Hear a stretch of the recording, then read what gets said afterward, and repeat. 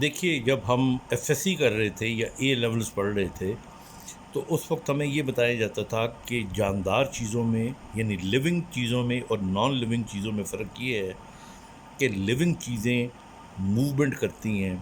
Reproduction کرتی ہیں، وہ زندہ ہوتی ہیں اور مر جاتی ہیں، جبکہ جو نان لیونگ چیزیں ہوتی ہیں یہ موومنٹ نہیں کرتی، یہ ریپروڈیوس نہیں کرتی، اور اس طرح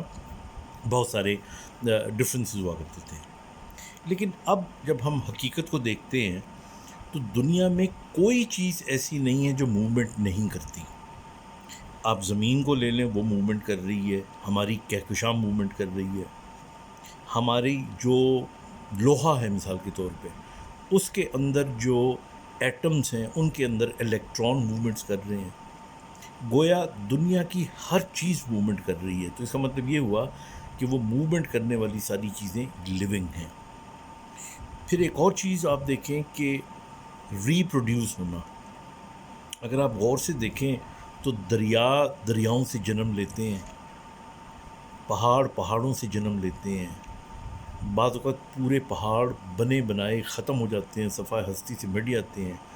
اور کہیں پہ پہاڑوں کی برتھ ہوتی ہے، بادلوں کو دیکھ لیں وہ بنتے ہیں، وہ بکھر جاتے ہیں۔ تو اس کا مطلب یہ ہوا کہ وہ چیزیں جنہیں ہم جاندار نہیں سمجھتے تھے ان میں بھی یہ تغیر، تبدیلی، بننا، بچے دینا کسی نہ کسی حوالے سے، تو وہ بھی ایک قسم کی اس حوالے سے لیونگ چیزیں بن جاتی ہیں۔ پھر آپ دیکھ لیں محسوس کرنا، آپ جب انسانوں سے رابطہ کرتے ہیں تو ان کے اندر احساس ہوتا ہے، اسی طرح جب آپ جانوروں سے اگر کوئی رابطہ کرتے ہیں تو ان کے اندر بھی احساس ہوتا ہے۔ آپ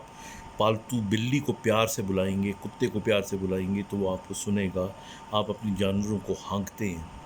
اسی طرح اب سائنس نے بتایا کہ آپ کے جو پودے ہوتے ہیں، جو نباتات ہوتے ہیں،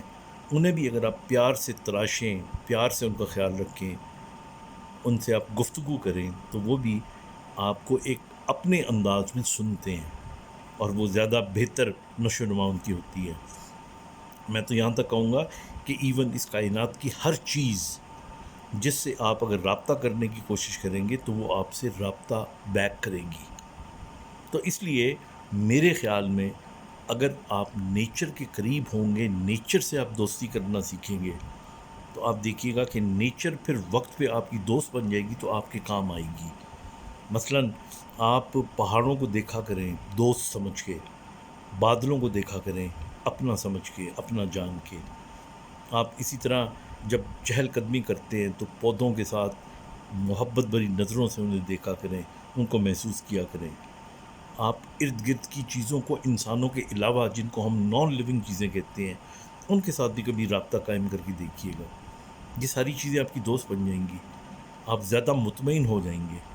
اور آپ دیکھیے گا کہ آپ کے اندر ایک پازیٹیوٹی آ جائے گی، ان کی پازیٹیو انرجی بھی آپ کے اندر آ جائے گی، اور یہ پازیٹیو رہنے کا ایک انداز ہے، کیونکہ آپ محبت، دوستی، رشتہ بنانے کے لیے ان چیزوں کو بکھیر رہے ہیں۔ کبھی ٹرائی کر کے دیکھیے گا۔ Thank you.